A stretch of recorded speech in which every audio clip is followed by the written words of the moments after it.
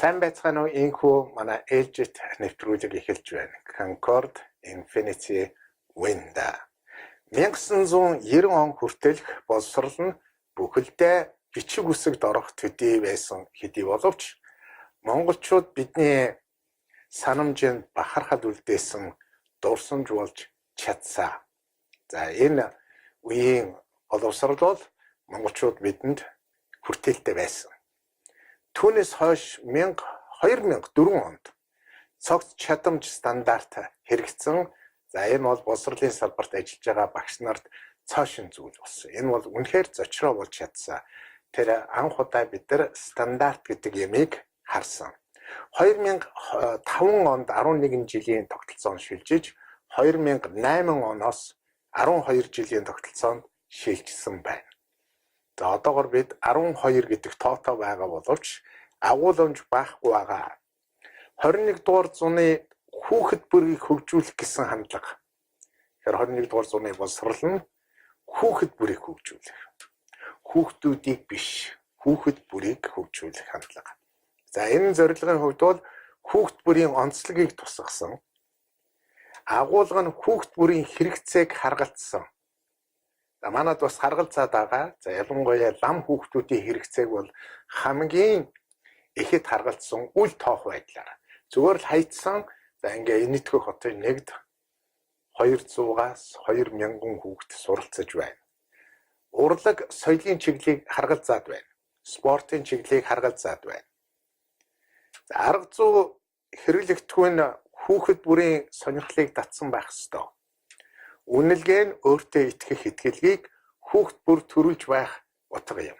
За энэ бол 21 дугаар зууны боловсрол. Манай дээр хөгжлийг инженерч клуб дээр энэ нь сонголт. Хүүхэд бүрийн өмнө сонголт байх ёстой. Тэр сонголтыг хийх эрх чөлөөг өгөхгүй байна. Эрх чөлөө хүүхэд наснд алдагдж байна. Би хөгжлөө өөрөө зориулж өөрийгөө инженерчлэн гэж л манад энэ хандлага нь тодордог. Нэгд бол сонголтоо хийдэг. За энэ сонголт нь би хөгжлөө өөрөө зориулж инженерчлэнэ. Үүний тулд би зоригтой шийдвэр гаргах ёстой. Миний сонголт намайг өөрчлөх болно. Сургалтын агуулмж нь итгэл төрүүлсэн байна.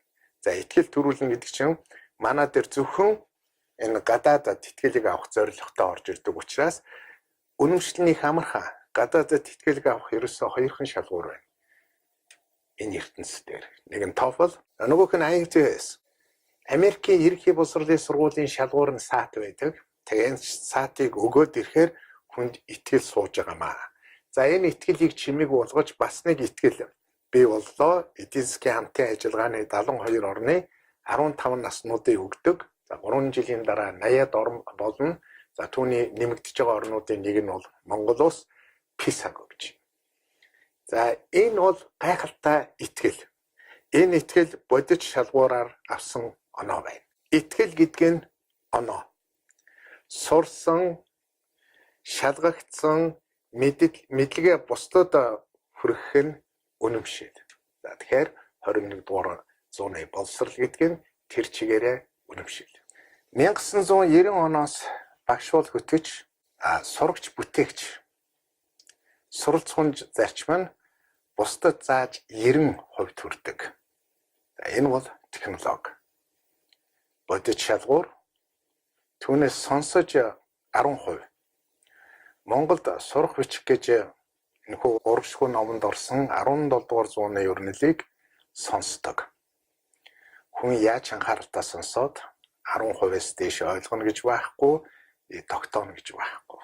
Ямар ч сурах бичиг шалгуур даахгүй. Бид мэдээллийн асар эрчимтэй урсгал дунд амьдарч байна. За боловсролыг ер нь бол боловсрол дорой хүмүүс орж ирдэг. Боловсрол бол лидерүүдийн газар биш.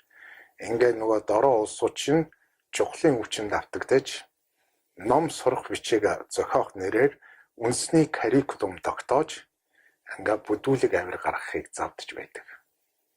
За ийм завдалт байтугай ийм хэрэгжилтэд дэлхийгээр түгцсэн. Монголд энэ өрнөх код байна. Тэгэхээр нэг ганцхан үгний үндэсний каррикулум гэдгээр бүгдийг хайрцаглаж таарахгүй. Тийм эрен үе биш. Academic freedom тис ондоо гаргалгаатай. Ярих нь 50%. За суралцагч уншиж, үзэж, сонсож, ухаарсан бүхий л танин мэдгүй баяслаа ярьж байж 50%-ийн тогтолцоонд хүрдэг. За нэг шат тахиулъя. Сонсож, уншиж, ярьж, ажиглаж. За хамгийн сүүлийн үгэнд их утга учир байгаа ажиглаж. Нэг англи хэл дээр observation гэдэг. Ингээд 60% авдаг. Сургууль хүчирхэг багшийн хүчин чадал нь 60%. Манай сургуульд ч гэсэн энэ 60%-д хүргэж чадж байгаа. Сургуульд ер нь үнийг л бүрдүүлдэг. Сургуульд үүнээс ахин гэж байхгүй.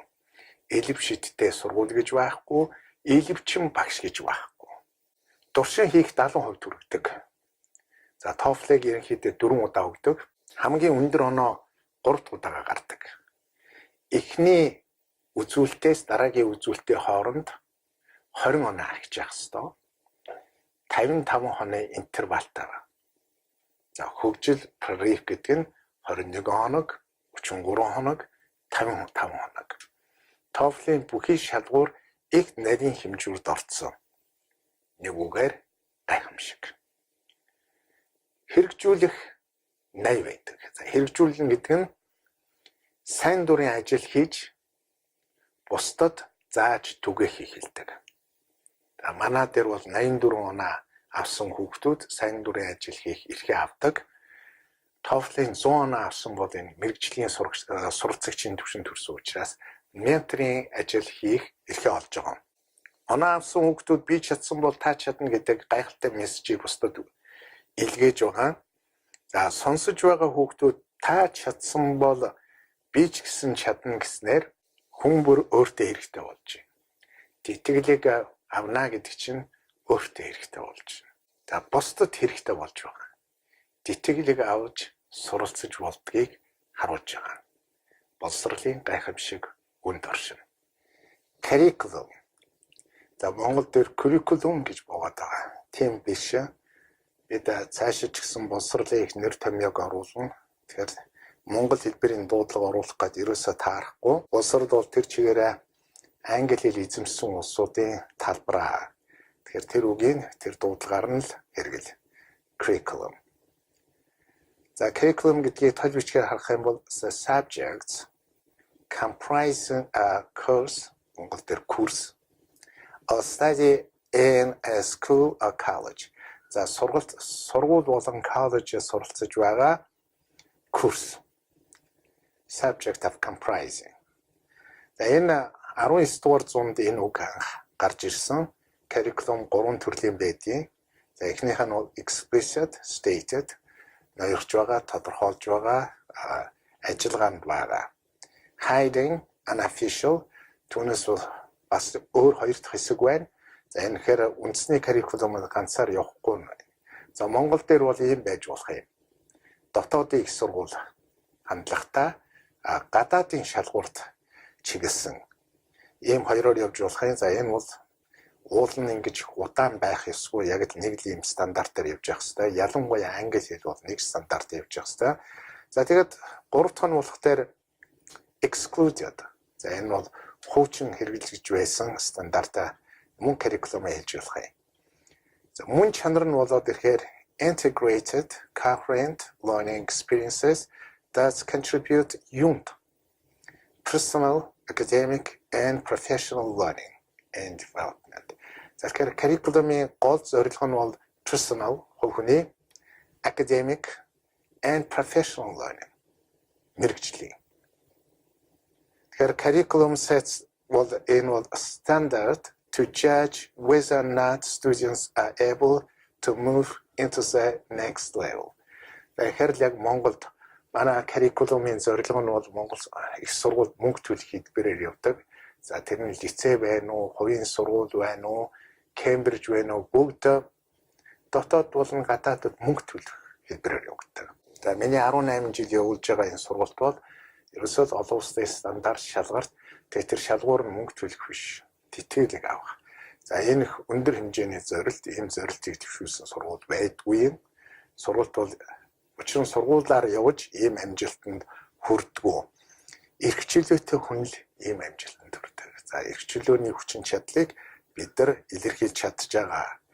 Curriculum-ийн үндэслэл нь зорилго, үр дүн гэсэн 3 хэсэгтэй байдаг. За эхлээд төлөвлөгөө, арга зүй, benchmark, орчин гээд төгсгөлийн 3 хэсэгт нь сурах эрмэлзлийг дэмжих, багшлах бүрэлдэхүүн, чанарын баталгааж гэсэн за ингээд нийтдээ 9 хэсгээс бүрддэг. За энэ бол curriculum. Curriculum-ийн 9 хэсгээс бүрдэж байгаа энэ агуулмж нь яг гэрээтэй адилхан. Бүхий л гэрээ 9 хэсгээс бүрддэг. Энэ утгаараа энэ бас төгөлдөр гэрээ. What is a good curriculum? Бид нар ямар curriculum-ыг сайн curriculum гэж хэлэх вэ? A good curriculum is a progressive curriculum. Дэвшлийг авчрах энэ curriculum-ыг бид нар сайн curriculum гэж хэлнэ. Reflect the need of the individuals in society. Хувь хүний тусгасан байх нь байна. Хувь хүний хэрэгцээг тусгасан. Тэгэхээр одоо манай дээр болоод ирэхээр зүгээр л нэг мөнгө төлөх хэлбэрт нь л оруулсан энийга энэ вэжээс одоо curriculum зохиох гэдэг шүү дээ. Тэгэхээр мөнгө төлөх хэлбэрт бол энэ curriculum сайн curriculum болж чадахгүй. Сайн curriculum гэдэг чинь хувь хүнийч нийгмийч эрх ашигыг тусгасан байх юм. Нийц эрэлт хэрэгцээг. Тэгэхээр одоо бид харж бай Монгол улс даяараа үндэсний curriculum-ыг бий болгох энэ шатлал хэдийнэ эхэлсэн. За өнөөдрийн байдлаар Монгол улсад 97 их сургууль, за түүний дотроос 47 багш бэлтгэдэг. Дахиад дуулгатахад танд Монгол улсад 97 их дээд сургуулиуд, түүний дотроос 47 их сургууль нь багш бэлтгэдэг. За өнөөдөр бид нар зөвхөн математиктай холбоотой мэдээлэл өгөх гэж байна. Та анзаарсан бол 6 дугаар ангийн сэдэв баахыг. За тэрэл номон дээр байгаа. 6 дугаар ангийн хүүхдүүд юу мэдсэн байгуул зохистой бай. За ингээд сэдвийн задрахаа гаргаж байна. Number and number sense. За тэрэн дотор trillions гэж эхлээд за би эндээс товчилж авч байгаа шүү. Prime and composite number. За эндээс та бүдгийн сонирхлыг онцгой татах зүйл юм. Power of 10. За 10-ийн хүчин чадал гэж бий. За энэ бол гайхалтай. За бид нар энэ шинжилгээ ухааны үзүүлэлтийг Монгол улсын түүхтэйгээ харьцуулаад ирэхээр бүр их сонирхолтой сэдв гарч ирэх юм. 10-ийн хүчин чадал. За дараагийн сэдв болоод ирэхээр computation. Энэ хэсэг нь inverse operation гэдгээр эхлээд за addition and subtraction гэдгээр явж байгаа. Тэгээд энэ дээр их анхаараарай. Word problems with multiple steps. За word problem гэдэг хандлага 2 удаа гарна. За эхнийх нь бол энэ байгаа юм. За дараагийн нэг сэдв бол ratio, proportion and a percent. За энэ бол их гол зүйл. Энийг ойлгосон байхад тэгээд арилжаа 8-ны гол хэрэгсэл болох хүү, хувьцаа ойлгож эхэлнэ. За тэгээд энэ дээр ингээ ороод ирэхээр solving word problems. За дахиад харж байгаа solving word problems using rational proportions. За энд л хамгийн утга учир байдаг санхүүгийн хүртээмж, санхүүгийн тархалт, санхүүгийн баталгаа. За ийм 3 хэсгээр санхүүжилтийн орчин тогтнол бий болдог. За бүхий л тооллын утга учир бол хэмжүүрт байдаг, measurement. За хэмжүүр бол асар их олон хэлбэрээр олон үндэслээс тэгээд зорилгоороо хуваарлагддаг. Энэ дээр би conversion within the metric system гэдэг хэмжүүрийнх нь гол системийнх нь энд оруулсан байна. За энэ задаргаанууд олон шүү. Би энэ самбарлал багтахаар 1-2 төлөөллийг оруулж байгаа. За бид нар geometry. За geometry бол гайхалтай. Энэ бол их техникээс ихэлсэн энэ гол сайхан тэгээд хэмжүүр хоёрыг оруулсан. Энэ geometry анх яаж үүссэн тэр хэлбэрээр л явж байгаа. Гол сайхан түүний хэмжүүр. Тэний нэг хүчрхэг хэсэг болох юуг нь би энэ жишээгээр навлаа. Lines of symmetry. За энд л байгаа геометрийн бүхэл гайхамшиг. За дараагийн B даасан нэг хэсэг бол translation, reflection, rotation. Translation, reflection, rotation. За энэ гурван thesis бол ер нь бол хөгжлийн бас нэг хүчрхэг үзүүлэлт гарцаагүй мөн. За одоо яг дэлхийд өрнөж байгаа хөгжлийн гурван хэсэг бол яг энүүгээрээ гарч ирж байгаа. Translation, reflection, rotation. За дараагийн хэсэг ер нь бол 6 дугаар ангиас 12 дугаар анги хүртэл хамгийн хүчтэй явах үзүүлэлт бол probability and statistics. За Монголд энэ бол үнэхээр өрнөхгүй байгаа. Нэг хуудаснаас цаашаа ерөөсөө явахгүй байгаа. 10 дугаар ангийн тооны номдор нэг хуудас, тэгээ 12 дугаар анги. Гэтэл бол яг энэ Америкт тоол бол үндсэндээ 1 дугаар ангиас эхлээд 12 дугаар анги хүртэл бүхий л хэсэгт байдаг хамгийн хүчрхийг нь ойлголт бол probability and statistics. Тэгээ энэ дээр орж ийн mean, media, mode, and range гэдгээр хэлдэг. За тэгээд using a tree diagram. За ингээд 6 дугаар ангиас эхлээд алгебрын өмнөх ойлголт орж ирдэг. 6 дугаар ангиас 7 дугаар анги бол алгебраар дүүрэн байдаг. Тэгэхээр энд бол дахиад харж байгаа сүхэн энэ жижигхэн хэсгэнд problem solving гэдэг бол 3-аар орж ирж байна. Solving word problem using variables working with the coordinate plane. Хамгийн сүүлийнх нь graphing a function.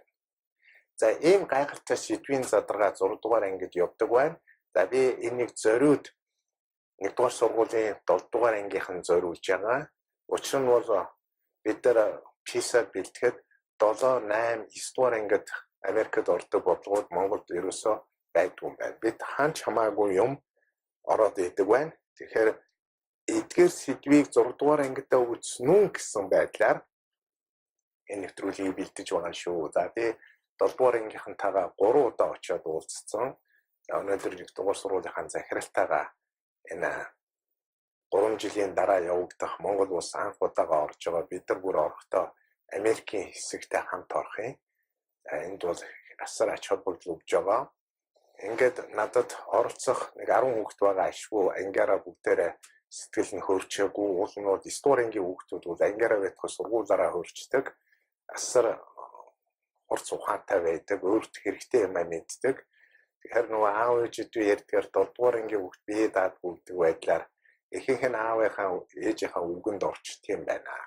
За ингээд гол төлөв манай сургалтанд 18 жил дандаа сэхээлэг айлын хүүхдүүд орцдог учраас тэр нэг кодоор дамжаад аав ээжийн сэхээлэг кодоор дамжаад бүгд амжилттай байгаад идэв юм аа.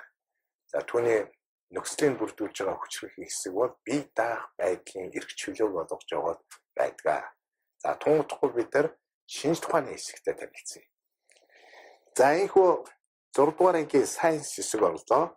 За сайенс бол ер нь цэцэрлэгийн дунд анги ахлах ангид хүртэл ордог. Ерөнхий боловсролын ер нь боловсрол гэдэг нь бол тэр чигээрээ сайенс.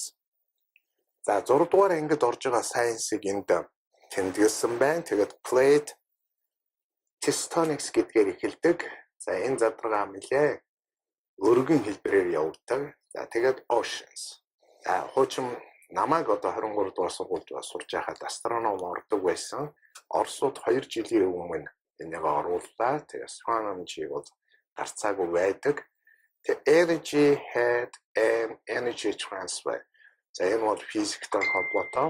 За шинжлэх ухааны цөмөн гэж болно. Сорон зуны хүчил магнетизмын эзэмшин тэр дэлхийд дагуулна гэсэн үг байдаг. За энэ хоос үг биш, нэг тодорхой. За тэгээд human body. За ингээд сүүл нь science biographies. За ингээд шинжлэх ухаанд төрөнгийн орж исэн гайхалтай амжилтыг өрнүүлсэн хүмүүсийн түүхийг байдаг. Тэгэхээр шинжлэх ухаан нэг талд, шинжлэх ухааны бүтээгчдийн түүхийг нөгөө талд орж ирээд тэгээд энтэй танилцсан хүн энэ байгалийн шинжлэх ухаан юу өгүүлж ийн гэдэгт л дүгнэлт хийж байгаа. За тэр өгүүлэмж нь их энгийн. Яахаараа бүтээлч усуудыг үзий ядаад байдгийг тэгээ үр дүнгийн нийтээрээ хүртээд байдаг. За энэний дараа өөртөө асуулт тавьж байгаа та яаж хандах вэ? Хэрвээ таны хандлага бүтээлч хүнийг үзий яддаг биш байх юм бол та энэ боловсролыг хүлээн авчээ. Чадвар нь сэтгэл дээр суйрлан төлөвшдөг. Бүхий боловсролын төгсгөл нь ганцхан үгээр дуустдаг. Төлөвшил. Тэгэхээр чадвар нь сэтгэл дээр суйрлан төлөвшдөг. Эрх чөлөөгүй хүүхэд хүн тохируулж явдаг. Хүнээс хамаарж үйлдэлээ илэрхийлдэг. Эрх чөлөө нь хүүхдэд үнэлгээ, цэгц, үр дүн бүрдүүлдэг. Эрх чөлөө нь хариуцлага. Сэтгэл төрөхгүй болоо хүн юу ч хийхгүй. Сэтгэл нь уужим ухаан. Сонголт, итгэл, үнэмшил. Энэ бол боловсрол. Сонголт, итгэл энэ нь банк. Боловсрол, үнэмшил гэдэг хүчтэй зүйлээр бодит болдог. Ашиг сонирхлын нийцэл бие дааж амьдралд утга учир авчрахаа сургалтыг сонгох нь энэ нь meta learning. Meta learning гэдэг томоохон агуулмжийг хөгжлийн инженерчлийн клуб цогцлон биелүүлээд 18 жил болж байна. Бүхнийг сурч чаддаг байх. Meta learning гэдэг нь юу ч байсан бүхнийг сурч чаддаг байх. Үр дүн тооцоож суралцах нь итгэл авчирдаг. Үр дүн манахаас 41-ээр эхэлдэг. 41 аттестатн дээр тавигдах түн E100 болж. 41 гэдэг нь IELTS-ийн 5.5 бөгөөд та дэлхийн хэмжээний сургуульд детейлийг авч суралцж байгаа. Энэ үр дүн хэдийнэ хойно очиж. Саяхан хамгийн доотлын оноо 71 байсан. Идүүгээ өнөөдөр 84 болсон. Энэ бол асар их өндөр үзүүлэлт. Энэ хүнд итгэлийг өгч байна. Итгэл гэдэг нь бас хоосон зай огт биш юм. За үр дүн тооцож суралцах нь итгэл. Тэгэхээр үр дүн хамгийн доотлын гэдгийг би 84-ээр ярьлаа. Ингээд нэг жилд 37-40 хүүхэд хамрагддаг бол хамгийн доотлын оноог 1-2 хүүхэд л авдаг. За ингээд дундч оноо 102 болсон. Энэ жил би энийг бол зориуд онцолж зарлж байгаа. Даруй байх шаардлага бас байхгүй. Суралцсан зүйл чинь баялаг бүтээх нь үнэмшлийг суулгадаг. 87 онооноос эхлэж Америкийн нэгдсэн улсад детгэлийг авах нөхцөл бүрдэж байгаа. Дахин дуулгахад суралцах зүйл чинь баялаг бүтээх нь үнэмшил суулгадаг. За манай сургалтын хоёр том хэсэг бол инженеэс эхлээд well-being байх юм. Well-being. Бие цэгцтэй авч явах, орчинтойгоо зөв сайхан харьцах. Ирээдүйн ангаах ухаан бол зөв хооллолт гэж ярьдаг. Ирээдүйн ангаах ухаан зөв хооллолт. Тэгэхээр зөв оршихуй гэдэг нь well-being. Дурлал ба түүнээс татгалзах нь бас well-being. За манай хөгжлийг инженерчлэгч клуб гэж онцолж байгаад байгаа зүйл нь үүнтэй холбоотой бид нар энэ сэдвийг нэлээд задлаж ярих болно. Довчхондоо хэлэхэд манай сургалтанд оролцсон октод 26 хүртэл охин байж чаддаг. За хүүгүүд 30 хүртэл адал явдал хайгаад байдгүй. Тэд төвлөрч чаддаг. Ингээд сургалтын эхний хэсгийг бол би хэллээ. Эхний хэсэг нь meta learning, хоёр дахь хэсэг well-being бол, гурав дахь хэсэг finance adjustment. За энэ хүчирхэг хэсгийг энэ жилээс эхэлж би бэлдэж байгаа. Манай PISA сургалтанд орж байгаа 7 дугаар ангийн хүүхдүүд 12 дугаар ангид очихдоо Дэлхийн банкнд ордог энэ шалгалтыг үзэх юм аа. За ийм сургалт бол ерөнхий боловсролын сургууль байдгүй, тэр битгий хэл. Дээд сургуульч байхгүй. Америкт дээд сургууль бакалавр аваад мастер аваач энэ шалгуурыг өгдөг нэг цөөхөн хэдий тийм боловч Монгол хүүхдүүд гайхалтай байгаа учраас энэ шалгуурыг орлоо. Тэгээд миний сургалтанд орсон хүүхдүүд азтай байх нь. Яаж вэсэн амжилт бол өөрөө аз байдаг. За санхүүгийн хүртээмж, тооцоо, төлөвлөлт. Энэ бүхний эцэст минималист үнэмшил суудаг. минималист байснаар та амжилтанд хүрнэ. Бид 5 Т-ийн зарчмаар явдаг. За эхнийх нь бол төвлөрөл. Та альва юмд төвлөрж ийж амжилтанд хүрнэ. Энэ 5 Т-ийн зарчмыг би амжилтын 5 Т-ийн зарчим гэж нэрлэдэг. Хоёр дахь нь бол та төлөвлөх. Тэгэхээр төлөвлөхөд бол цагийг төлөвлөхгүй энергиг төлөвлөх. Хэн нэгэн хүн таны өмнөөс төлөвлөх юм бол та амжилтанд хүрнэ гэж байхгүй. Эрх чөлөөгийн хүчирхэг зүйл юунд орших та цагаа төлөвлөхгүй, та энерги төлөвлөнө. Таны зорилго бол амжилт. За эхнийхэнд бид хэллээ төвлөрөл, төлөвлөгөө. За тэгээд тэмүүлэл. Хүн тэмүүлэлтэй байна. Ямар сургуульд, ямар мэрэгчлэр байхаа тэмүүллээ. За ингээд хоёр гайхалтай хоёр Т-г нь би зориуд дарааллыг исалдаж зориуд хэлж байна. Нэг нь татгалзах. Их олон зүйлээс татгалзах хэрэгтэй байна. Кино үздэгээ татгалзах. Найз нөхдөд хязгааргүй зугаа цэглэлээр явдаг татгалзах. За мөн түнчлэн дэвчих. Татгалзах, дэвчих, тэмүүлэх, төлөвлөх, төвлөрөх. За энэ 5 Т-ийн зарчим амжилтанд хүргэсээр ирлээ. Энэ 5 Т-ийн зарчим хөгжлийг инженерч клубын амжилтанд хүрэх зарчим. Бакалаврын зэрэг олгох сургалтын зорилго нь бүрэн дүнд боловсролын иргэдийг нийгмийн идэвхтэй гишүүн байх зайлшгүй шаардлагатай бүтээлч, логик сэтгэлгээтэй, санаачлагтай, за шинжлэх ухааны шийдвэр гаргадаг, нийгмийн хүмүүнлэг, байгалийн ухааны суур мэдлэг эзэмссэн, ёс зүйтэй, мэрэгжлийн мэдлэг, ур чадвар, за дээд боловсролтой иргэн болох төлөвшүүлэхэд оршино гэдэг.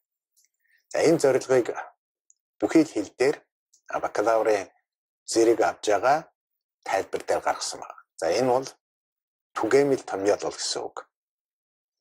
Дээд боловсролтой иргэн болох төлөвшүүлэхэд 12 дугаар анги тэгвэл бүтээлч иргэн төлөвшүүлэх нь. За ийм л ойлголт байх нь ерөнхий боловсролын сургууль бүтээлч. За энэ сонголтоор бий болдог. Манай дээр энэ сонголтыг өгөхгүй байгаа учраас бүгд л ерөөсөө дамжаагаар дамжиж яваад байна. 9 дугаар ангиас эхлээд бүтээлч бие даасан сургууль руу ордог. 10 дугаар анги, 11 дугаар анги, 12 дугаар анги нэг дамжаал дамжсан хүн яваад за ийм маягаараа их сургуульд орчоод тэгээд хин нэгний төлөвлөгөөний дагуу өөрийнхөө амьдралыг явсаар агаад хинэнч бүтээлж амьдралтаа учрахгүй байна. За бид мастрын сургалтын тодорхойлтыг өгödгий. За мастер нь болоод ирэхээр сургалт, үйлдвэрлэл, инновац. За яг энэ 3 тестээр орж байгаа учраас мастер 3 өөр төрлийн байдаг. Сургалтаар ордог мастер, үйлдвэрлэлийн гэдэг нь яг цэвэр мэрэгжлийн, тэгээд инновац. За инновацийн чиглэл дээр ороод ирэхээр голдуу багш байдаг. За мастраар тийм учраас багш бол мэрэгжил. За энэ инновацийн сэтгэлгээгээр багш болдог. Манад ийм сэтгэлгээ өгөхгүй нэгэн хэв маягт оруулаад ингээд боловсролд хүмүүсийг гаргаад байгаа учраас бид нар боловсрол дээр ахиц ерөөсөө олохгүй байна. За дахиад дуулгатгая. Мастер нь болоод ирэхээр сургалт, үйлдвэрлэл, инновацийн хүрээнд мэрэгжлийн чадвар эзэмшүүлэх.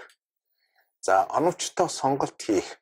Оновчтой сонголт хийнэ гэдэг нь мэдлэг, чадвар, ёс суртахууныг төлөвшүүлнэ гэсэн.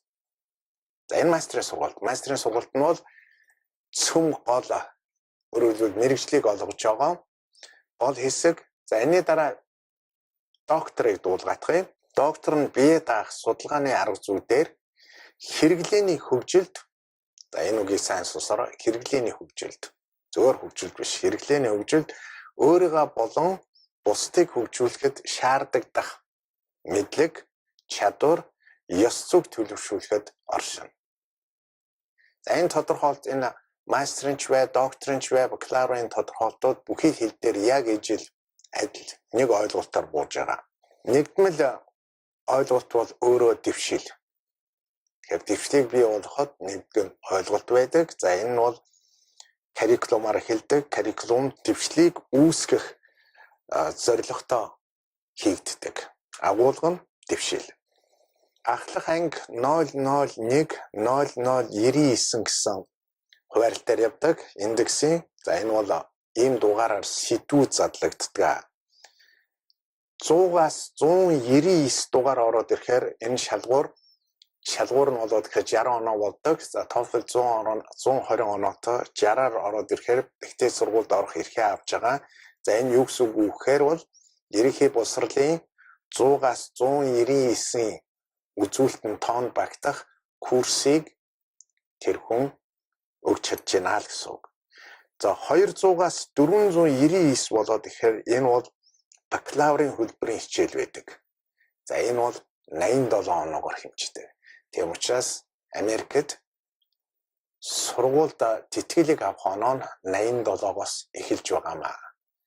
Энэ багтаамжинд хүн 200-аас 499 оноонд таарах курсыг өгч чадж байна гэсэн үг.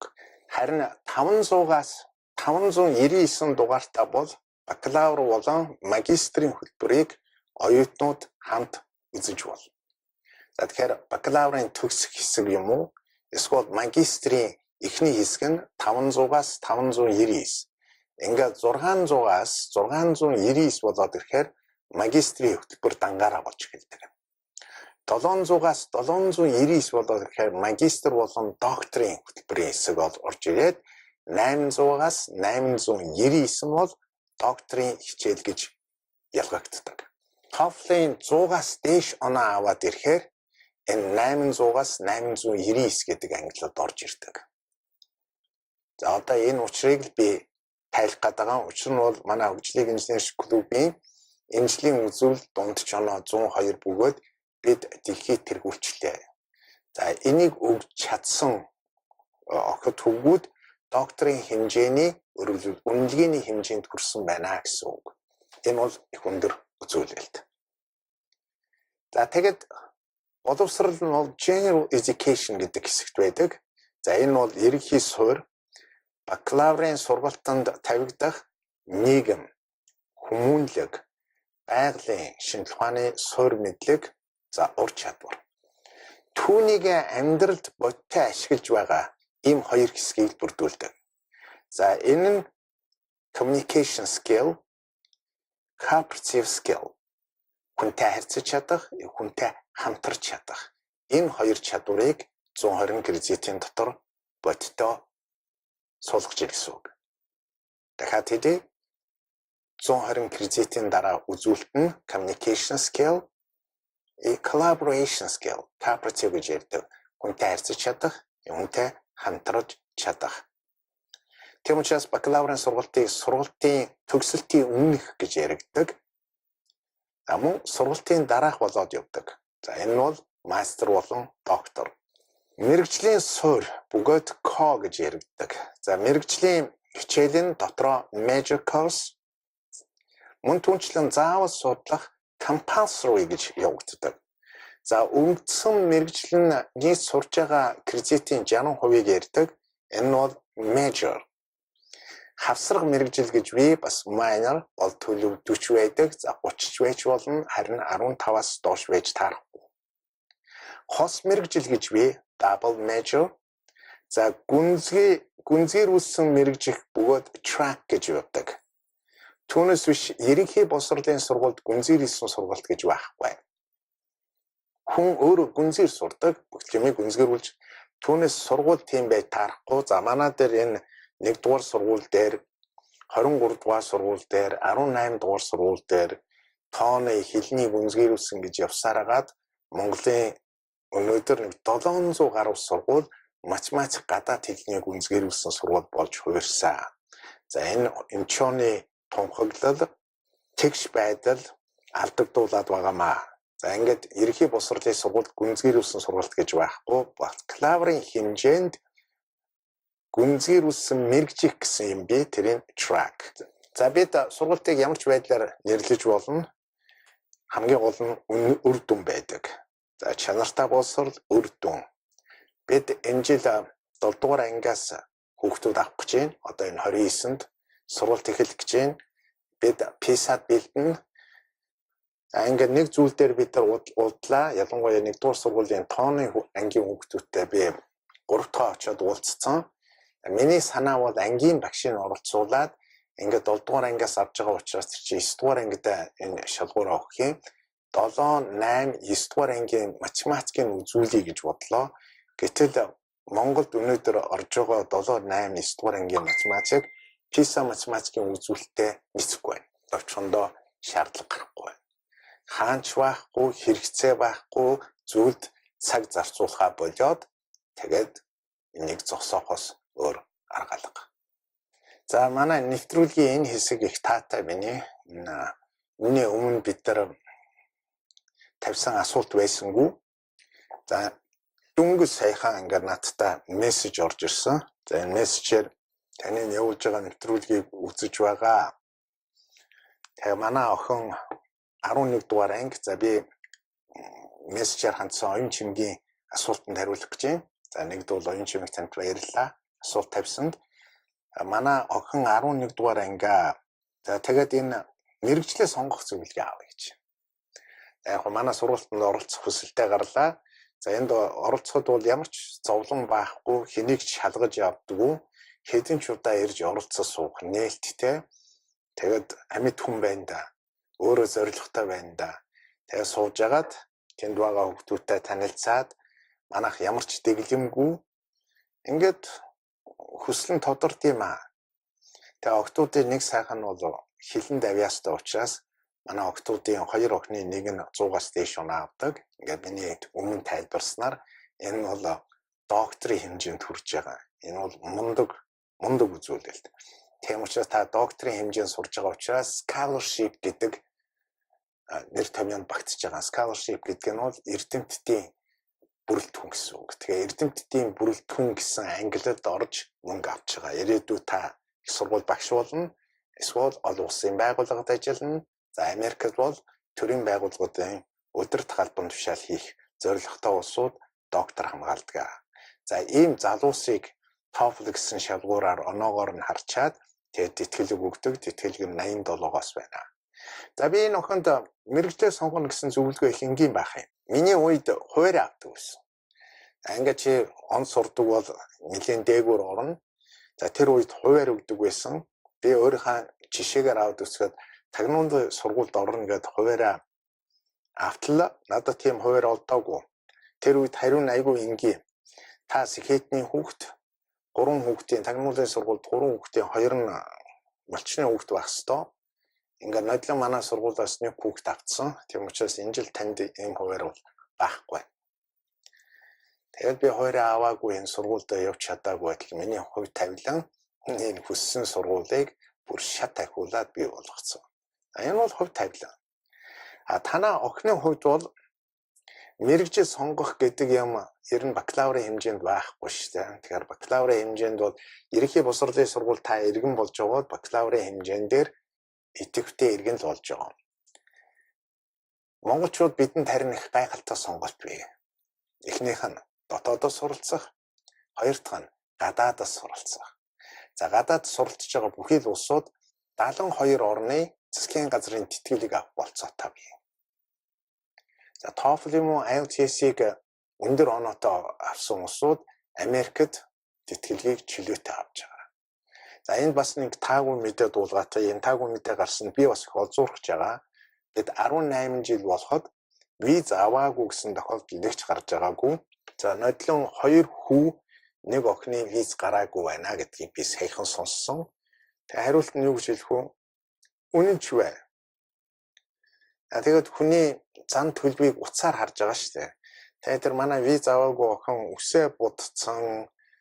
Тэгээ одоо яасын хумсаа будцсан байсан юм чинь хумс бол амьсгалах ёстой. Хумсыг будна гэдэг чинь шинжлэх ухааны ойлголтыг аваад гүйл байна гэсэн.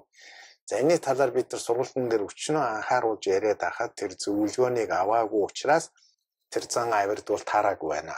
Боловсрол гэдэг нь бол бихээ зан авир өөрийгөө авч явах, ёс зүйтэй байх, ёс суртахууныг өндөр түвшинд байх ийм үзүүлэлт байдаг. Тийм учраас манай сургуульд бол хөгжлийг инженерчлэгч клуб зөвхөн өндөр оноо аваад зогсох биш. Та өөрийгөө зөв авч явж иж тэгээ тэр шалгуурт орно. За ингээд Миний зөвлөгөө их товчхон. Та суралцаж чаддгаа харуулж тэтгэлэг төрөх бол тийм төвхтэй биш ээ. Бид 18 жил энэ сургалт өрнөж байгаа 642 хүүхэд Америкт тэтгэлэг авсан байна. За би тэгээд энэний дараагийн нэвтрүүлгээр тусна. Яг энэ PISA сургалтанд оролцож байгаа хүүхдүүдэд зориулахын. За тэрэнд нэг таатай юм байхгүй. Учир нь бол 7, 8, 9 дугаар ангид Монголд явж байгаа энэ сургалтын програмаас авах юм нэг ч үгүй. Тэгэхээр тэр сургалтын багш ямар ч мэргэжлийн багш хэрэггүй болж байгаа. Химч хэрэг алга, физик хэрэг алга, математик хэрэг алга. За монгол хэлийг бид нар Монгол Улсын боловсролын их сургуулийн тэнхимийн эрхлэгчтэй хамтарч явж байгаа.